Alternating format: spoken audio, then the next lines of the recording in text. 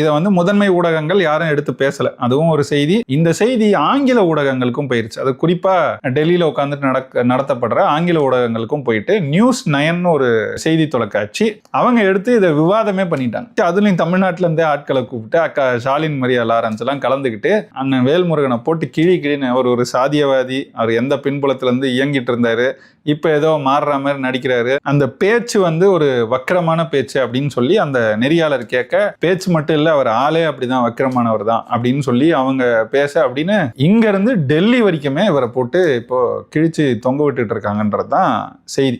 எதற்காக தமாக தலைவர் வேல்முருகன் அவர்கள் இப்படி பேசணும்? அவருக்கு இப்படி பேசுறதுக்கு என்ன தேவை இருந்துச்சு? விஜய் கட்சி தொடங்கினதுல இருந்தே திமுக தரப்பு கொஞ்சம் தடுமாறி தான் இருக்கு, ஒரு பயத்துல இருக்குன்னே நம்ம சொல்லலாம். அப்ப அந்த பயத்துக்கு அவங்க என்ன செய்யறாங்க, யாராவது ஒருத்தரை அடுத்து அனுப்பி விஜயை வந்து தாக்கிக்கிட்டே இருக்காங்க. முதல்ல கொஞ்சம் கம்யூனிஸ்டுகள் சில பேர் செஞ்சாங்க, அப்புறம் விசிகா வந்து கொஞ்சம் ஆதரவா இருக்க மாதிரி இருக்கும்போது ஒரு கட்டத்துல அண்ணன் திருமாவளவனே எதிர்த்து பேச தொடங்கிட்டார். அது எதுக்குன்னா திமுகவில் தங்கள் இருப்பை உறுதி செய்து கொள்ள அவங்க பேசுறாங்க அப்படின்றதான்